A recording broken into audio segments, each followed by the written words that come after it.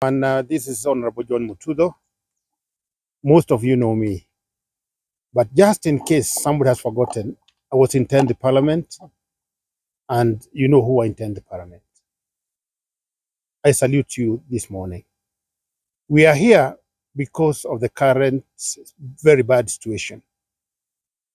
We are here to explain only basics, and this is in a matter touching on the 4.2 trillion budget. The big question which everybody is avoiding to ask is, how did we get there to 4.2 trillion? How did we get there? That is the problem. The problem is not on the 319 billion, which is a shortfall on the budget, but the question is, how did we get there? In my view, we should not have been there in the first place. And the whole finance bill tries to finance or to power that 4.2 trillion.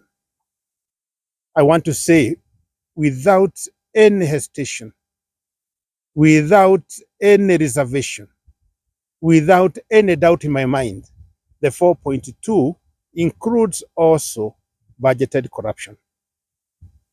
So the best way forward is this. You look back, and there was a PS Treasury, Mr. Kinyua, and later the president, former President Uhuru Muigai Kenyatta. By then, President Ruto was a deputy. Put up this scenario that in every day, each and every day, Kenyans lose about 2 billion shillings on corruption. That is true. I sat in parliament in various committees, and that figure is accurate. In fact, I guess today it could be almost 3 billion per day. But let's work on the 2 billion. So if you do simple calculation times 365 days, that is 730 billion. So if we can stop that budgeted corruption of 730 billion, then we don't have to come and start taxing bread, touching the most sensitive area, the land and other things. So we can still run the current budget, giving them all benefits of doubt without corruption, and still have a surplus budget. So I propose a very simple finance bill. Very simple and very basic. Anybody, even a class 7 person, can be able to do that one, to calculate that one. You apportion a certain amount, which I'm going to define, to the DCI. Don't start saying he comes from this tribe or he comes from this party or whatever he is. New money. We apportion about 20 billion shillings to the DCI. I'm now constructing a true finance bill. Give DCI new money, 20 billion. Give him the freedom to do what he's trained to do within the penal code. He will nab everybody who is attempting to loot the 730 billion. That way, the budget balances pretty well. To go with that, we do about 7.5 billion to ODPP for effective prosecution. They need to come on their feet and be able to prosecute without joking, and do it thoroughly and steadily. We do another 7.5 billion to judiciary so that they can run a 24 hours court system. They can be able to do that if you finance them. They have the will. They are men and women of goodwill. I know most of them. I've met most of them in life, including the Chief Justice. These are people who mean good for this country. If you bring evidence, hard evidence there and then, if you have been caught red-handed with that cash you have stolen or whatever it is, and they are facilitated to go to the site and it's proven, they will do what they are supposed to do according to the law. And if judiciary have that kind of money and then we are putting into the ODP that kind of money. And then I said DCI, who will conduct the investigations based on what we're informing the DCI. That is not more than 35 billion only. And we shall recover the budgeted corruption of 730 within this budget. I'm not even talking about complications. However, we need to appreciate the Gen Z, and they should be rewarded by being allowed, not being given honoraria, but being allowed to form the ombudsman, special ombudsman, so that they are able to collect the reports of those corruption things. They have the data, they are able to monitor, and we allow about 5 billion for them. They are working, they are jobless. This time they will have a job to report. If somebody has pocketed, like I know somebody is trying to pocket about 300 million now somewhere, which is meant for street children, it's a fact.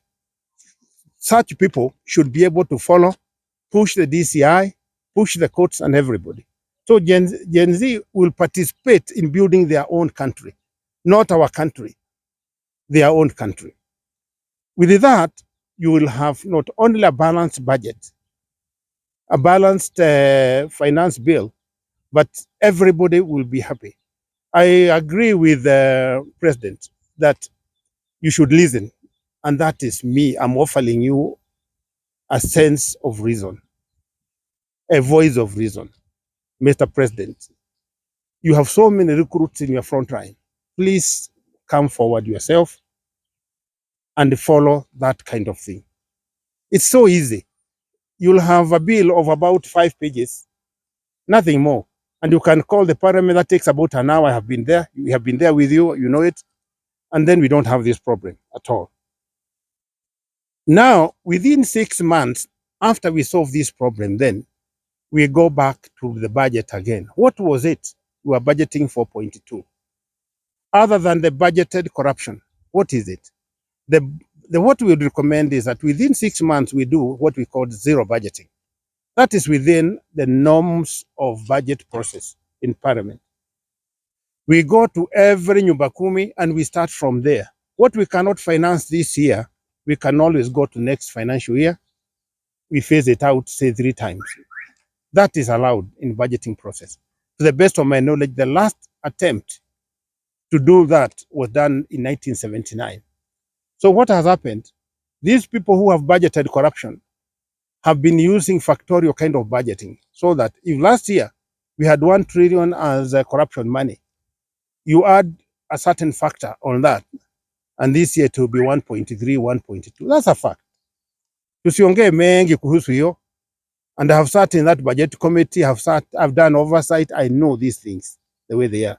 So within the next 6 months, all of us Kenyans, wherever you are, we participate in budget making process. And we start from zero budgeting. Whatever our needs are, whatever it is, if we can't do it in this financial year, then we can do it next financial year, then or the other year. That's the best way to do it. That's the most civilized way to do it. But remember, there will be no corruption money there, because you call yourself Wanjiko, call yourself Atieno or Otieno, all of you, in one way or another, are participating, and it will all go towards that. If we look at it again, within this same period and within this finance bill, we have a full chapter on economic stimuli. This is a way of funding the industry to be more vibrant and to stop them from corrupting. And I would have this very simple proposal in this finance bill. Number 1 is on VAT. You stay at 16%, the way you are saying it, 16%. And I target here the major industries like the hotel industry. Collect the 16%, but 6% of that you account differently. Show that you have employed new employees, or you have done something to improve on your hotel, which is up and above your normal budgetary process. That way we shall create a lot of jobs in millions. The same can be done with other heavy industries. And you remember the 6% we are returning back or giving back will still come back to the government anyway in one form or another, because these people have to buy and then they have to pay VAT. And then don't have these daydreams that you can come and continue pressing people on fuel and bread and those essentials for the ladies. And as men particularly, we don't use them. Why don't we just behave and not step on that area? It's a sacred area. Tuache hizo story. Yeah. If you are so broke in your thinking, please go and think sukuma wiki, go and think cassava, but don't go that way. If anything, just have it zero rated, 0, 0, 0, as in zero, so that you can have hygiene. Our ladies are great. They really like their hygiene, and tuache kwenda that line. That one na manywele zao, tuachane na hiyo line, tuachane na hawa watu. I want to say, if we did that, we will have so many new employees, and most of these companies will be stable. The other one is, if you can recall, one of the most famous budget speeches by Kibaki when he was Minister for Finance, he put in 17% requirement that everybody who is licensed banker, or today you have circles and other things, those people must allocate 17% to agriculture. Why? Because there are only 4 factors of production in agriculture. You have land, labor, capital, entrepreneurship, or management. So to stimulate agriculture, currently, what they are lacking is capital. So by having affordable loans, which is controlled by the state, like that time we were doing it at 2.5% interest, a lot of people will show up and do agriculture. If they do, we'll have good supply of food, and then the working class will spend much less on food and quality food, and more people will be employed. So I propose that the president and his team considers 20%. Anybody who wants to give the loans, whether you are giving in trillions or billions, but 20% should be going towards agriculture. That is doable under this finance bill. Again, I'm saying, I'm taking my thinking, I'm only taking my thinking to only 5 pages of that finance bill, not 1,500 to cheat Kenyans. The other things you should not touch. Don't touch land. If you start overtaxing land, then you are already increasing the production cost in agriculture which you are trying to save. So don't touch. The British were chased from Kenya because of touching on land. Muhindi Aribaki. The Indian did not touch on land, he did business. So if you people in power want to be chased, just touch on matters to do with the land. That is nothing to look for. That's a textbook fact. Usiguze mambo ya mashamba, wachana naye. Let people who can produce. Finally, you have to revive projects that are viable. Garana failed because of the corruption budget. When people saw how much was going to be spent at Garana, about 7-8 billion, they thought they should have made 10 billion themselves. People who had proposed, like John Mututho, were never allowed to go near Garana because it is a holy place. It's a place where there was going to be major eating. Little do they know that if they had bothered to lead that project properly, we would have employed over 2 million people from that project alone. Unga would be at less than 50 shillings. My president, Dr. William Samoei Ruto, you know, when I tell you, I'm telling you the truth. Na ukweli tupu. Maize here is more expensive than maize being grown on a lava valley in Israel. Why? Because of these so many parameters. Fake fertilizer being imported, some of it radioactive. Don't allow that. Let's do other business. But we look at such major projects like Garana and others which can be formed. For instance, you know it, it's a textbook fact. And I've spent 21 years in school and university, in 4 universities. I can tell you, Turkana County can produce more food I repeat, Turkana County can produce more food than Egypt. A fact. And that is a textbook fact. I'll tell you more. Kiambu can be bigger than the Rwanda economy they boast about. Kiambu has the foundation to do better than Rwanda. So why are we killing ourselves? Now that Gen Z have woken up, let us now give them a chance to come and supervise us, the old timers, to come and make sure that we do the right thing. And nobody should attempt to kill those children. They are making you come from your nyamachoma. They are making you come from your slumber. They are coming to fichua you. Please don't look at them. Don't fight with them again. Take your 2 hours, make a new finance bill, withdraw that chancy thing, and then have something that will help everybody in Kenya. I want to touch on education. Lily, you look at it and you see it every day. Two very bad things are happening in Kenya. Look at the number of kids who are in secondary schools and primary schools. I guess over 10 million. Look at them. They have hope. But why are you allowing them to carry 40 kgs of textbooks that have an expiry date? Why, in the name of God Almighty, why are you doing it? Which school did you attend? Because the books written by Carrie Francis then are still valid, only that now this time they have been digitized. Why are these books, which have even some errors, being used and people being forced to take those books through their throat? Stop it. This CBC is weird system. If it is what is making people spoil the backs of their children, stop it. Instead, I propose digital competence curriculum. Digital competence curriculum. I'm the founder chairman of Computer for Schools Kenya, and that organization has applied over 500 million computers up until now. They have trained most of you, so I know what I'm talking about. What we need urgently is digital competence curriculum. Again, I come to Gen Z, wapatiwe hiyo kazi. Let them do the consortium, hawataimba kitu.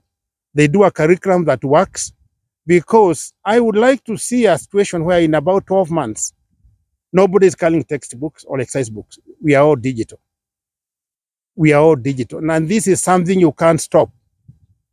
We have to embrace ourselves for artificial intelligence. You cannot stop it. Mr. President, just can't stop it. Don't be pulled to come and start doing the Abunwasi job of carrying a donkey on your head. Forget about this CBC. Have this Gen Z do for you a digital competence curriculum. And if you agree, send them to me. I give them the framework. Waende wafanye hiyo kazi. And with that, there will be no quarrel and everybody will be happy. But there must be an end to corruption. There must be an end to intimidation. There must be a new beginning, a new era of transparency. We must consider and understand that even if you are a billionaire, I hear some people having $1 trillion in their accounts. You do not have a title deed for Kenya. All of us belong there. We are not squatters in our own country. God save Kenya. It's simple. I'll tell you in a small story. There was somebody called Mwangale, and Mwangale was investigating who killed JM, and he tabled a report in Parliament, and he referred to Chinua Achebe. You all know Chinua Achebe, and in that book by Chinua Achebe, he says there is a hyena which met a very big boulder, big stone in the forest, and started talking, and said this, and I quote, "You, the boulder or the stone, I know you cannot talk, but I know you hear. So I'll continue talking. I'll continue talking. I'm still talking. I'm talking to a stone. I will talk. I have talked. I've spoken. Reject finance bill." Simple, clear.